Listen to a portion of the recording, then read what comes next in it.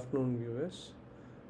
We are now into episode 4, which is Being Near Greatness, uh, season 1 of After Story, my podcast, under the title book Bachelor's Wife and Other Stories.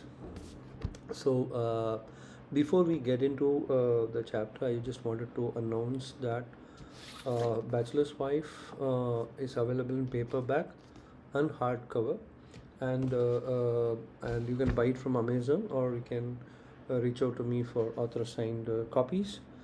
If you are a library, or if you are a if you're looking at a good gift, the hardcover is a very good choice. And all the readers have appreciated the book. We got tremendous feedback, and today we are going to meet one of the admirers of this book, and she's a strong Indian Puranic laureate, and a versatile polyglot both in Hindi and English. So this episode we are going to do it differently. I think it's a combination of Hindi and English. I have a limitation in my diction in Hindi, and Madhulika ji, who is going to join in this uh, episode as the guest. She is an exponent in Hindi, and she thinks that this book, it has inspired conversations, both in terms of her family, both in terms of elders, her brothers, sisters, and siblings and cousins, and also her children in terms of exploring Ramayana again, right? Just before we go to the interview or the discussion, I want to also share that A City Full of Stories, which was my first fiction book, is now available. So this is the edition 2, which is a much better and revised edition. So we will also have A City Full of Stories which is the season 2 of After Story is going to come out. So we are going to look at now the current episode title called Near the Greatness. So we have Lakshmana, Bharata, who were in the shadows of the greatness with Ram. We have Sugriva, who was being this more powerful and aggressive brother Bali, and we have Vibhishna, who is again the younger brother of Ravana, the antagonist in Ramayana. So if you look at being near greatness is a very tricky thing. You have to map filial your filial duties as a younger brother. You also will have to respect the greatness of your brother, but you also have to maintain dharma and perspectives. So this conversation is going to be very interesting with Madhulika ji. So over to our interview. Thank you. Madhurika ji, good morning. This is the first time I'm doing a morning a podcast recording. Usually I do late night or late evening. But morning का एक charm रहता है, एक अलग सा काम और charm रहते हैं.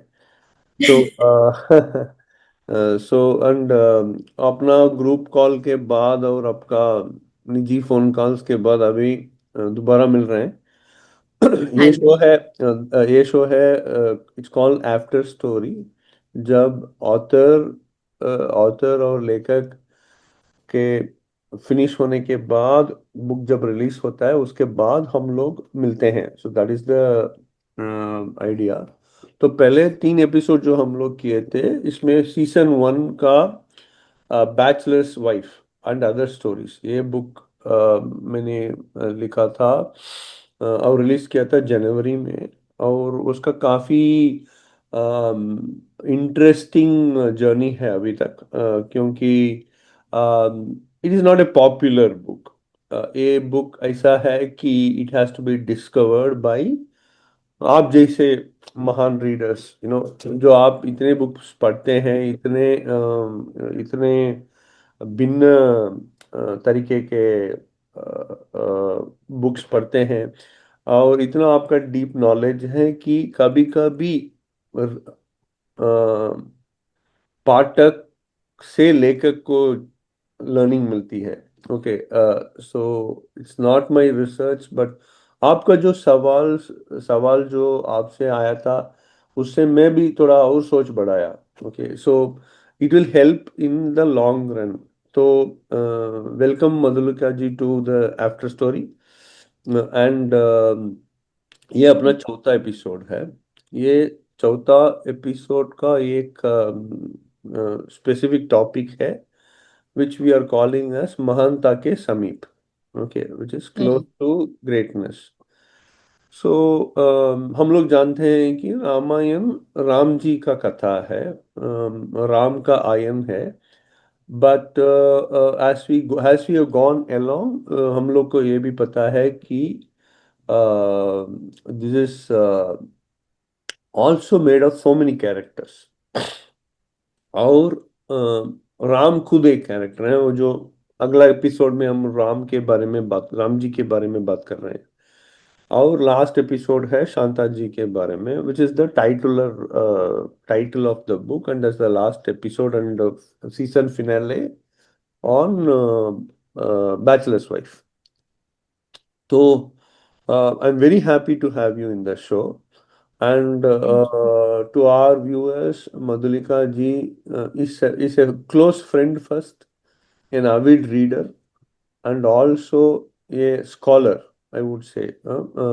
उनका जो गहरा अंडरस्टैंडिंग है ये सब्जेक्ट का, आई थिंक आई वांट ये शो के माध्यम से आपको शेयर करना चाहता हूँ। So like my viewers, I am also so interested in listening to your experience with bachelors wife, specially ये टॉपिक पे। तो ये टॉपिक हम लोग सब राम जी के महानता के समीप हैं। Okay, so we are in a sense like Hanuman, we are in a sense like Sampati, we are in a sense like जो छोटे भाई हैं, वो ब्रदर्स चॉइस जैसे स्टोरीज का, whether it is Vibhishna, or whether it is Lakshman, whether it is Bharata, whether it is Sugriv। तो ये सब महानता के समीप हैं, right. So we normally encounter Ramayan through its great figures. हम लोग Ravan, Ram, Sita, Jatayu. Okay, but today I want to move slightly from them to the people who live beside the greatness. तो आपका आपका एक सवाल है अभी। मल्लिका जी, आप सवाल के पहले अपने ऑडियंस को क्या बोलना चाहती हैं? मैं सवाल के पहले अपनी ऑडियंस को बोलना चाहूंगी, सबसे पहले आपको धन्यवाद देना चाहूंगी। Thank you. ये मेरे लिए पहला एक्सपीरियंस है जिसमें कि मैं इस तरीके से किसी ऑथर से बात कर रही हूँ। फिर उसके बाद में मैं बोलना चाहूंगी, रामायण जो है वो एक धर्म और मर्यादा को स्थापित करती है। तो इसमें जो जो भी हमारे केंद्र के कैरेक्टर्स हैं, जैसे आपने बताया महानता के साय, महानता के बीच में, तो महान तो राम और सीता कहलाए गए, प्रकांड पंडित रावण कहलाए गए, लेकिन उनके आसपास बहुत सारे लोग थे जिन्होंने कदम कदम पे मर्यादा स्थापित की। हम्म। लक्ष्मण ने, भरत ने, हनुमान ने, सबने अलग अलग एग्जाम्पल्स सेट किए अपने मर्यादा को स्थापित करने के लिए। तो रामायण सिर्फ एक ग्रंथ नहीं है, एक काव्य नहीं है, वो हमारे जीवन जीने की एक पद्धति है, एक तरीका है और एक सलीका है। बस इतना ही मैं इसमें कहूंगी, क्योंकि और बाकी जो हम बात करेंगे उसमें सिर्फ सिर्फ वो बातें निकल कर आ ही जाएंगी। राइट। मधुलिका जी, अगर हम रामायण की नायकों की कहानी को के बजाय रिश्तों की कहानी हम्म। तरफ देखें, तो आपको सबसे पहला क्या दिखाई देता है? रामायण में सबसे पहले दिखाई देता है मुझे भाइयों का प्रेम। जहाँ पे कि जो आज हम जिस युग में रह रहे हैं, कलयुग, जहाँ पे कि भाई शब्द शायद वो उस तरीके से मर्यादित नहीं हो रहा है जिस तरीके से त्रेता युग में था। तो अगर आज मैं कलयुग में खड़े होके त्रेता को देखती हूँ तो वहां पे जो भाइयों का प्रेम था, जो समर्पण था, वो सबसे पहले दिखता है, चाहे वो धर्म के पक्ष से हो या वो अधर्म के पक्ष से। अगर हम राम की बात करें तो लक्ष्मण, भरत, शत्रुघ्न सब ने अपने अपने उत्तरदायित्व तो बहुत अच्छे से निभाए। लेकिन अगर हम रावण की भी बात करते हैं तो वहां भी कुंभकर्ण जैसा भाई उसके पास था, हाँ, विभीषण जैसा भी था। विभीषण दोनों पक्षों की तरफ से अलग अलग दृष्टिकोण रखते हैं यहाँ पर। राम की तरफ से देखेंगे तो हेल्पफुल पर्सन, रावण की तरफ खड़े होकर देखेंगे तो गद्दार। हाँ, लेकिन मुझे लगता है कि वो अपने भाई के प्रेम में कुंभकर्ण से भी ज्यादा थे, सही। जहां पे उन्होंने सही और गलत में से सही को चुना और अपने भाई को सही की तरफ ले जाने का पूरा प्रयास किया।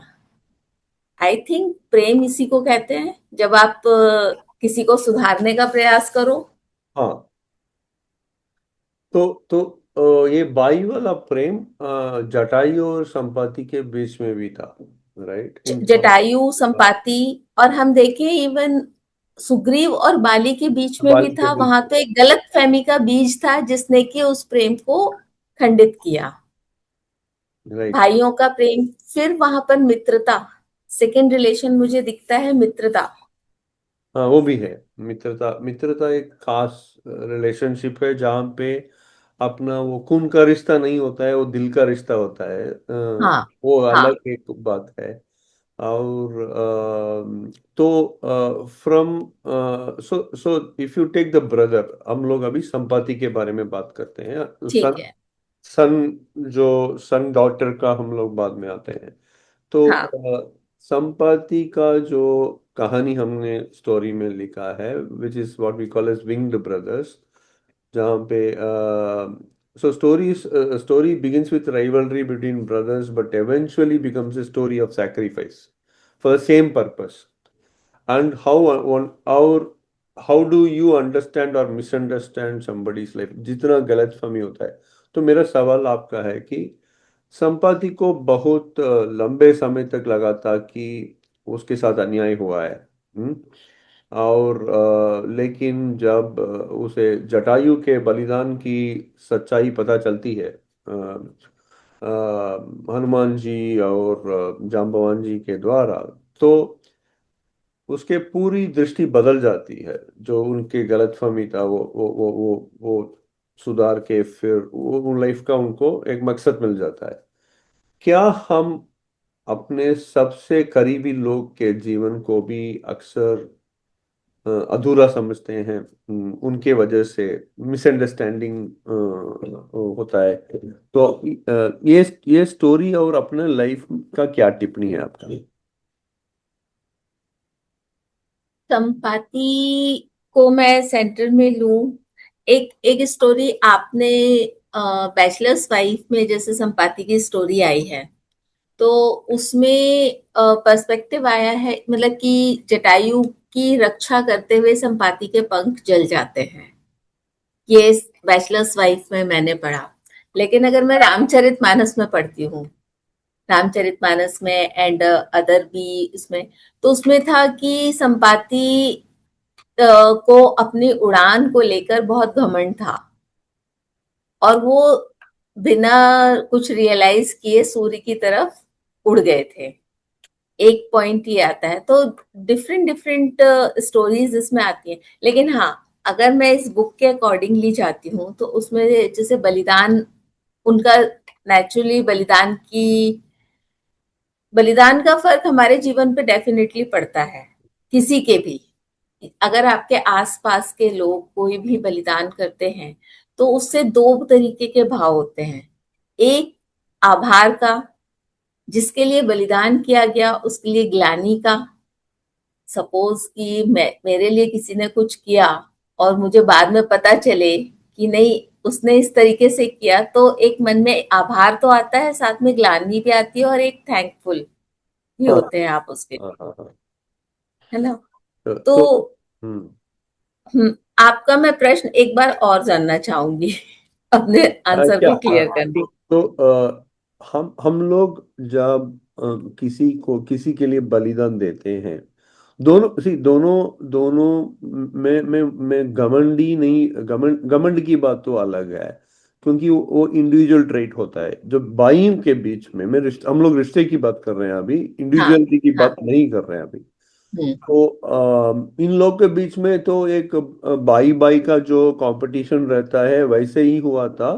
दोनों एक साथ वो अपना, क्योंकि पिताजी इनका अरुण थे, जो सूर्य के सारथी थे, तो ये लोग अपने पिताजी के रथ के पीछे पड़े थे, और सूर्य जी का गर्मी से इनका पंख का जलन हो गया, राइट। सो ये एक ऐसा है कि इनका पंख, संपत्ति का पंख जल गया, और इनको पता था कि जटायु बच गए। ओके। तो उनका एक एक ख्वाब था, कि अपने छोटे भाई देखने के लिए आएंगे। वो जब तक नहीं हुआ तब तक इनको एक खबर मिला कि जटायु हम्म। शहीद है, राइट। तो इसके ऊपर तो उनको उनको जो पीरियड में, जो पहले से, वो आप वो नीचे गिरने के बाद इसका एक जटाई के ऊपर इनको एक फीलिंग था, जो ग्लानी बोल सकते हैं, नहीं तो ये एक ये ऐसा नाराजगी। ऐसा क्या भाईचारा है जहाँ पे मैंने बचाया और ये पलट देखने के लिए नहीं आया, हाँ, वो वाला किस्सा, उसके ऊपर आपको क्या लगता है? ये एक बहुत नेचुरल फीलिंग है उनकी, संपाति की। अगर उनके दिमाग में ये चीज आती है कि जटायु, तो डेफिनेटली उनके मन में अपने भाई के प्रति रोष आएगा, उससे क्रोध आएगा कि जटायु मुझे देखने के लिए नहीं आए। ठीक है। और दूसरी बात यह है कि जटायु को भी पता है, तो इससे रिलेशंस में अगर हम रिश्तों की बात करें तो रिश्तों में गलतफहमियां पैदा होती हैं इससे, और वो बिखर जाते हैं, जैसा कि संपाति और जटायु के केस में भी हुआ कि जटायु इतने साल तक, सॉरी, संपाति इतने साल तक जटायु के पास से नाराज ही रहे। उन्होंने अपनी नाराजगी ही रखी उनके प्रति। हाँ और दूसरा एक चीज मैं यहाँ पर कहना चाहूंगी कि इस स्टोरी के अकॉर्डिंगली, आपकी बैचलर्स वाइफ के अकॉर्डिंगली ही ये वाली स्टोरी आती है। अदरवाइज जो जो जिस स्टोरी को मैं जानती थी हमेशा से, वो डिफरेंट थी। तो उससे रिलेटेड हमारे मन की भावनाएं भी बहुत डिफरेंट थी। अगर आप चाहेंगे तो मैं मेरा मेरा आपको शॉर्ट में। मेरा मेरा स्टोरी का आधार था, ये स्टोरी का आधार वाल्मीकि रामायण था। वाल्मीकि रामायण में हाँ। ये संपत्ति वाला किस्सा एकदम बहुत बढ़िया सा लिखा है। और हम्म। मैं बिकॉज वो विंध्यम के शेख शिखर पे, वो पश्चिम की तरफ बैठ के, तो वो ये तो मैंने तो ये स्टोरी फ्लैशबैक जैसा बनाया। आपको पता होगा कि ओके। जो होता है हाँ, शाम, हाँ, वो। शाम में उनके दो बेटे के साथ बैठते बैठते हैं, तो फिर कहानी निकल के आता है कि जब हाँ, वो लोग वो ऐसा बैठे हैं कि वहाँ कुछ बंदर और एक बाघ आता है। तो एक रीच, उससे हाँ। उससे स्टोरी शुरू होता है। हम्म। और इसका फ्लैशबैक ऋषि निशाकरा, वो सब का स्टोरी हाँ। होता है। तो मेरा हम्म। इसका प्रेरणा था वाल्मीकि रामायण। वाल्मीकि, तो मैं ज्यादा वाल्मीकि रामायण को डाइल्यूट नहीं किया है, और वाल्मीकि जी एक ही श्लोक में इतना लोड करके लिखते हैं कि बहुत ज्यादा। ये 20-25 श्लोक का कहानी है। और मुझे जब लिखा था, ये तो 30-40 पन्ने का हो गया, राइट। तो तो ये रामचरितमानस में दूसरा हो सकता है, बट इसका डायरेक्ट इम्पैक्ट वाल्मीकि। वाल्मीकि रामायण से आता है। हाँ, तो बस मुझे ये लगता है कि हमारे जो बलिदान होता है और जो उसको किस तरीके से किसने ग्रहण किया, उस पर डिपेंड करता है कि, और लेकिन रिश्तों में फर्क, चाहे आज का समय हो या सतयुग का समय हो या त्रेता का समय हो, बलिदान का असर दिखता है। कोई ग्लानि भाव से, कभी क्रोध से, संपाति क्रोध में थे, हाँ। जटायु ग्लानि में थे। और और ये भाईचारा की जब बात करते हैं तो द बुक ओपन्स हाँ, much wider because Ramayan gives us so many types of brother relationships, right? हाँ, जैसे कि विभीषण और कुंभकर्ण रावण के साथ, सुग्रीव बाली के साथ, बाली के साथ, और भरत और लक्ष्मण राम जी के साथ। राम जी के साथ। तो मेरा सवाल है अभी कि अ, विभीषण रावण को छोड़ देता है, जबकि कुंभकर्ण ये जानते हुए भी रावण के साथ है, रावण गलत है फिर भी राम के साथ है। उसके साथ खड़ा होता है। दोनों भाइयों का मैं क्या बोलूं, देखने की निष्ठा, जो नजरिया। ये हाँ। नजरिया निष्ठा, जो उनका अर्थ इतना अलग हम्म। क्यों हो जाता है? कुंभकर्ण जो है, सबसे पहले तो रावण जितने बड़े पंडित थे, उनके भाई भी उतने ही विद्वान थे, हम्म। दोनों, हम्म। कुंभकर्ण भी और विभीषण भी। हाँ। और शुरू दिन से कुंभकर्ण भी जानते थे कि रावण ने गलत किया है, और विभीषण भी जानते थे। लेकिन उन दोनों के नजरिए का फर्क सिर्फ इतना था कि जो कुंभकर्ण थे, वो अपने भाई को सभी चीजों से अलग ऊपर रखते थे। उनका मानना था कि भाई को समझाना मेरा इंटरनल मैटर है, मेरे को घर के अंदर उनको समझाना है कि भैया आप गलत हो, लेकिन जब हम दुनिया के सामने खड़े होंगे तो मैं भाई के साथ खड़ा होऊंगा। राइट। ये उनका मानना था।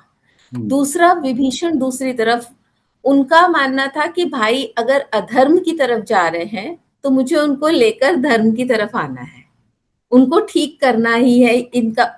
दोनों ही अपने भाई से बहुत प्यार करते थे। विभीषण ने भी बेशक कितने ही राज बताए हो राम को, उनको मारने का तरीका बताया हो, लेकिन जिस वक्त रावण जमीन पर गिरे, उस वक्त आंसू बहाने वाले पहले व्यक्ति विभीषण ही थे हाँ। उनके पास पे। हाँ।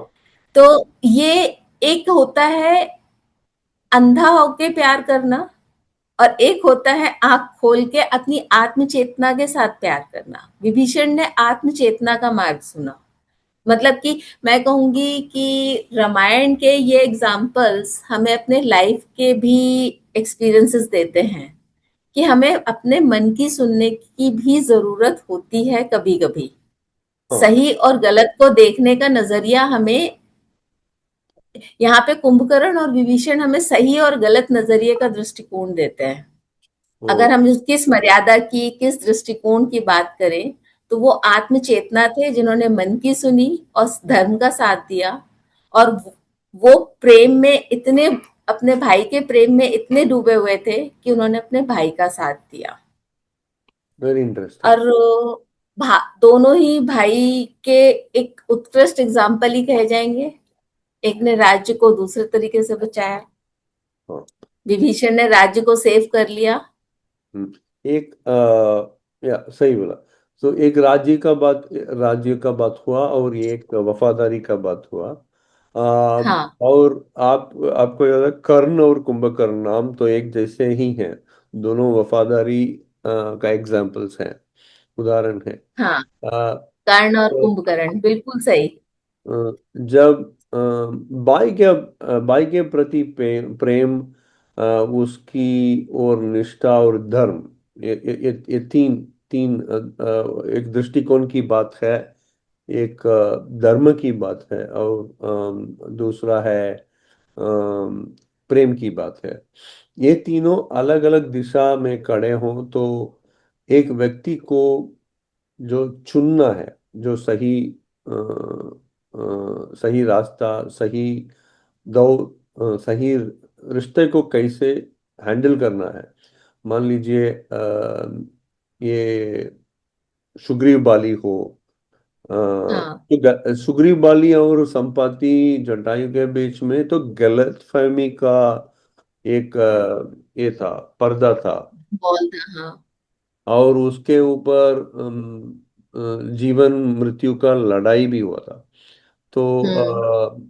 आपको सुग्रीव और बाली के बीच में जो रिश्ता है, उनके उसके ऊपर आपको क्या, आपका क्या दृष्टिकोण है? सुग्रीव और बाली, हाँ। इनकी गलतफहमी का बहुत बड़ा श्रेय जाता है गुस्से को। यदि जिस वक्त बाली गुफा में बंद हुए, सुग्रीव को एक गलतफहमी हुई कि बाली मारे गए, और बाली जब बाहर आ गए तो उन्होंने सुग्रीव की बात ही नहीं सुनी। एक वहां पर बातचीत की जरूरत थी जिसको कि क्रोध ने होने नहीं दिया। तो ये तो यहाँ पर मुझे ऐसा लगता है कि एक गलतफहमी थी जो दो भाइयों के को प्यार से भी हटा दिया जिसने, और युद्ध, जीवन मरण के युद्ध तक ले आई। अलमोस्ट वो गलतफहमी से नफरत के लेवल पे था वो, बाली और सुग्रीव वो के एक बीच समय में। के बाद आ गया नफरत के लेवल पे। क्यों? क्योंकि फिर बाली ने, वो धर्मात्मा पुरुष थे, ज्ञानी थे, लेकिन फिर भी उन्होंने एक ऐसा काम किया जो उनकी पत्नी को अपने पास में रखा, हाँ। जिसकी वजह से वो गलत फहमी, गुस्सा एक नफरत के रूप में बदल गया। यहाँ पर सही और गलत, गलत ही था बाली का एक्ट। सही है। जो जो जो जो गलती का परिणाम भी वो बहुत उनको मिला, राम जी का तीर से। तो अभी एक एक पिता बेटे का रिश्ता को हम टच करके फिर फाइनली राम जी के पास आते हैं, ये भाईचारा का वापस आते हैं। तो भरत और राम जी के बीच में जो, which is the hardest subject to understand मेरे ख्याल हम्म। से। राम जी को भी वो क्लैरिटी, कुछ कुछ मेरे ख्याल से अधूरा ही था क्लैरिटी, तो वो बाद में आया। तो दशरथ राम और रावण इंद्रजीत, ये जो पिताजी और बेटे का जो रिलेशनशिप है, रिश्ता है, तो इसके ऊपर आपको क्या राय है? और हम लोग दोनों दोनों का वी हैव टच्ड। वो शांता में इसका आता है अपना, दशरथ दशरथ जी जी का। का आता है। और इधर इंद्रजीत का जो स्टोरी है अपना, क्लाउड विस्परर, उसमें उनका आखिरी दिन, इंद्रजीत का आखिरी दिन, ऐसा ना हो कि किसी पिता को अपने पुत्र का आखिरी दिन देखने ना पड़े। आगे पर ये देखना तो पड़े। अपने को तो ये इतना घमंड में था, इतना अहंकार था कि ये उनको सुख छुपा हुआ है। ये पता भी नहीं चला। आपको क्या क्या हम्म। व्यू है इसके? अगर मैं पिताओं की बात करूं, दशरथ और रावण, और पुत्र हुए राम और इंद्रजीत। ठीक है। हाँ। अगर इस नजरिए से तो देखूं, तो दोनों ही पुत्र अपने पिता के कहे वचनों के अनुसार चलने वाले थे, बिल्कुल। और रही बात पिता की, रावण ने अपने अहंकार में इंद्रजीत की कभी कोई बात नहीं सुनी, सिर्फ अपनी ही कही। इंद्रजीत भी सही ट्रैक पे जाना चाहते थे, पिताजी को रोकना चाहते थे, लेकिन रोक नहीं पाए। हाँ। और दशरथ जी की बात करूं, तो इनके लिए थोड़ा मिक्स व्यू आता है। हाँ। अगर मैं शांता की स्टोरी पढ़ती हूँ, तो वहां पे वो मुझे पिता पिता जैसे नहीं लगते। वहां हाँ। पे मैं नहीं कहूंगी कि वो एक पिता का रोल अदा कर रहे हैं वहां पर। लेकिन हाँ, राम के लिए अगर बात होती है तो वो मैं पुत्र मोह में फंसे हुए पिता कहूंगी, जो कि ज्ञानी ध्यानी होते हुए भी एक तो सबसे अच्छी बात कि उस काल में हम किसी को अज्ञानी नहीं कह सकते, सभी बहुत समर्थ थे, सभी बहुत नॉलेजेबल थे सब। लेकिन उनने जो जो शांता के साथ किया या जो शांता के जीवन में हुआ, उनसे जो वचन लिए, एक तो ये स्टोरी के लिए आपको बहुत थैंक्स भी कहूंगी, बीच में ही कह रही हूँ ये बात कि ये स्टोरी लोगों को पता नहीं है और आपने बहुत अच्छे से लिखी। तो उन्होंने जो शांता जी के साथ में किया, उसमें मैं उनके पिता के पार्ट पे कमी कहूंगी कि वो बहुत अच्छे पिता बने, ये नहीं है। लेकिन हाँ, राम के लिए वो हमेशा अच्छे पिता थे। और कहीं ना कहीं मुझे लगता है कि उन्होंने जो क्विक डिसीजंस लिए कि उनको राजा बनाना है, वो श्राप से प्रभावित होके लिए, हाँ। जो श्रवण कुमार के पिताजी ने उनको श्राप दिया था, उससे प्रभावित होके लिए। तो पिता वो पुत्र मोह में फंसे हुए पिता कहूंगी मैं, लेकिन रावण को अहंकार में फंसा हुआ पिता। और एक एक इंटरेस्टिंग बात निकल के आती है, मेरा व्यू है कि रावण ने अपने पुत्रों आप इंद्रजीत लीजिए या अतिकाया, उनका दूसरा बेटा था अतिकाय, अतिकाया। अक्षय कुमार। तो अक्षय कुमार, ये सब उनका एक तलवार जैसा ही था, जो एक हाँ। इंस्ट्रूमेंट था उनके हाथ में, एक इंस्ट्रूमेंट था। क्योंकि इंद्रजीत को ये कभी मानते नहीं थे कि इसका भी थोड़ा अकल है, इसका मर्यादा हम्म। है। तो ये सिर्फ एक अति सोल्जर या एक सिर्फ एक एक अपना हथियार समझते थे हथियार, या उनको। वही वही वही, तो बेटे को हथियार मानते थे।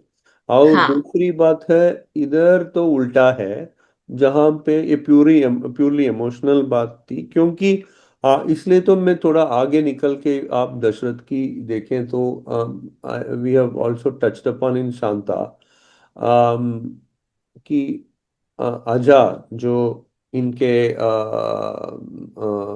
इनके पिताजी। पिताजी थे दशरथ जी का। हाँ। तो वो तो पत्नी मुंह में थे, हम्म। और बेटे को ऐसे ही छोड़ दिया। तो हम्म। उनको पालन पोषण तो सुमंत्रा जी और वशिष्ठ जी ने ही किया था। हाँ। तो ये तो उसका भी एक परिणाम, साइकोलॉजिकल इफेक्ट आता है बिल्कुल। कि बिल्कुल। मैं ऐसा नहीं मेरे रहूंगा पिता ने तो मेरा ध्यान नहीं रखा। हम्म, तो ये एक, तो ये रिश्ते मल्टी जनरेशनल इफेक्ट भी होते हैं रिश्ते के। और ग्रेटनेस का हाँ। भी एक एक एक बैक स्टोरी होता है, जो जो हाँ। क्यों क्यों आज क्यों होता है कि कुछ आज होने वाला है, उसका एक इफेक्ट है जो अपना पूर्वजों का भी होता है। तो वो एक बात है। और लास्टली हम आते हैं कि भरत और लक्ष्मण और अपना राम जी का रिश्ता, जो बा थोड़ा हम लोग को हम लोग सब जानते हैं कि सब एक ऐसा एक प्यार भाव, प्रेम भाव इतना इतना भरा हुआ है कि हम लोग को उनका रिलेशनशिप का नुआंसेस हम लोग जानते नहीं है। तो ये ब्रदर्स चॉइस में मैंने शुरुआत में वो सब, जब युद्ध हुआ, राज्याभिषेक हुआ, तो हम लोग सब सेटल हो गया। तब ये मुद्दा बाहर निकाला हम लोग, जैसे कि भरत जी और राम जी के बीच में जो एक कॉन्वर्सेशन हम लोग एक किया। तो आपका क्या व्यू है भरत जी और राम जी के रिश्ते में? हम लोगों ने बचपन से एक कहावत सुनी, हम्म, सानिध्य में रहकर प्रेम की अनुभूति लक्ष्मण, और दूर रहकर प्रेम की अनुभूति भरत। हम्म। वो जो दूर रहकर भी राम के पास थे, और एक राम के पास रहकर ही राम के पास रह पाए, और एक दूर रहकर भी राम के पास रहे, वो है भरत। सही बात। जिन्होंने जिन्होंने कि राम जी के साथ का समय बहुत कम, सिर्फ जो गुरुकुल में समय बिताया, सिर्फ वही समय उन्होंने राम जी के साथ बिताया। उसके बाद राम लक्ष्मण चले गए विश्वामित्र जी के साथ में। फिर उसके बाद में भरत जी चले गए अपने नाना जी के पास में, वहां से आने के बाद में। तो इन लोगों का साथ बहुत नहीं रहा, लेकिन भावनात्मक साथ इतना स्ट्रांग था कि उसमें सामीप्य की जरूरत ही नहीं थी। सही। आपको एक स्टोरी सुनाती हूँ। जिस टाइम पे राम जी का राज्याभिषेक हो रहा था, उस वक्त भरत कहीं नजर नहीं आ रहे थे। जिस टाइम राज्याभिषेक हो रहा था तो सबने कहा पता नहीं भरत कहाँ चले गए। हनुमान जी से बोला कि आप देखिए कि भरत कहाँ है। तो वो देखने गए तो उन्होंने कहा कि वो जी पीछे छत्र पकड़ के खड़े हैं आपका, राम हाँ। जी का छत्र पकड़ के भरत जी खड़े हैं। हाँ। तो सबने बोला कि ये तो गलत बात है, भाई है, सामने आना चाहिए। लेकिन वो एक ग्लानि में थे कि मेरी माँ ने आपको 14 वर्ष डिले करवाया ये प्रोग्राम, उस चीज का मैं बाहर चुकाना चाहता हूँ, इसीलिए मैं छत्र पकड़। तो राम जी ने कहा कि उसको मत बुलाओ, अगर भरत छत्र पकड़ के खड़ा है तो मेरा राज्य पूरे टाइम सुरक्षित रहेगा। भरत की छत्र छाया में है राम राज्य की स्थापना होगी। सही बोला। और वो 14 साल जब राम वनवास में थे, तब राज्य राज्य का परिपालन इतना अच्छा था कि भरत। उसका बात ही नहीं हो रहा है। तो हम लोग बोलते हैं कि ना, हाँ। राजा जब इनविजिबल हो जाते हैं तभी राज्य अच्छा चलता है। राजा जब हम्म। दिखते हैं तब मान लीजिए कि थोड़ा हीरोगिरी चालू है, नेतागिरी चालू है। तो भरत का ऐसा था कि वो ऐसा एक लगाम पकड़ के रखना जब तक राम जी वापस आ जाए। और हाँ। और भरत जी का रोल इतना अंडरस्टेटेड भी है, मेरे ख्याल से। इवन वाल्मीकि रामायण में अ, वो आते जाते हैं, बट वो 14 साल का जो हुआ है तो शांता टाइम शांता पीरियड है।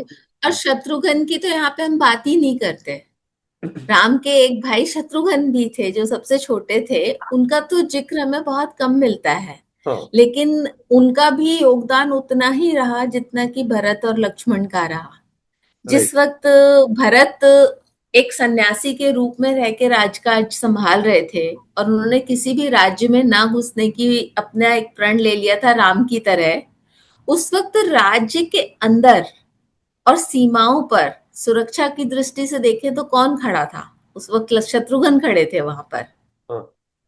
तो ये एक क्योंकि एक राम सन्यासी हुए थे, एक भरत सन्यासी हुए थे, सही। लेकिन इनके साथ खड़े थे लक्ष्मण और शत्रुघ्न, जिनके हाँ, बिना इनका सन्यास अधूरा था। सही बोला। क्योंकि क्योंकि वही तो कुछ ऐसा एक बाई का रोल निभाना जहाँ पे अंडरस्टेटेड हो। अ, हाँ। जो जो ऐसा है कि आपका रोल ऐसा है कि विजिबल नहीं है, फिर भी हाँ। वो अधूरेपन को कंप्लीट करता है, जो कंप्लीट करता है, पूरा करता है। तो हाँ। मेरा एक आखिरी सवाल है आपका। ये सब में ये रिश्ते भाइयों के बीच में, नहीं तो पिता पुत्र के बीच में, तो धर्म का जो एक सवाल आ जाता है, right, in terms of this. तो आपको क्या लगता है? धर्म का सवाल हाँ, क्योंकि कि ये रिश्ते के बीच में तो कभी कभी धर्म आ जाता है कि बिल्कुल आता है, बिल्कुल आता है। खास करके विभीषण। खास करके कुंभकर्ण और विभीषण के बीच में तो धर्म ही आया। कुंभकर्ण ने एक धर्म का साथ दिया। हम्म। अगर हम लंका के नजरिए से देखें तो विभीषण ने धर्म का साथ नहीं दिया, हाँ। तो उसने धर्म का ये साथ नहीं दिया। तो दृष्टिकोण का भी बात हो जाता है। तो इसलिए तो हाँ। बोला कि प्रेम, दृष्टिकोण और धर्म, ये रिश्ते का 3 वेरिएबल्स हो जाते हैं। अपने हम्म। ही लाइफ में ऐसे ही होता है। क्योंकि एक एक प्यार की भाव है, एक दृष्टिकोण का असर है, और अपना जो स्वयं धर्म का एक रोल हो जाता है। ये तीनों मिला के हाँ। ही ये रिश्ते को करता है। सो परहैप्स, हाँ। मेरे ख्याल से perhaps greatness is never experienced by the great alone, it changes the lives of everybody around them. तो यही अपना बिल्कुल। एक लर्निंग है। और लर्निंग है। Madhulika ji, I am very thankful for you to participate so early in the morning.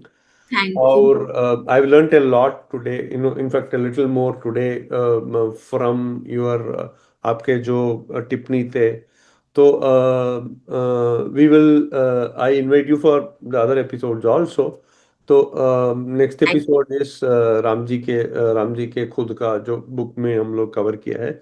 हम लोग थोड़ा अलग जो जो untold stories of Ram ji का भी कवर किया है.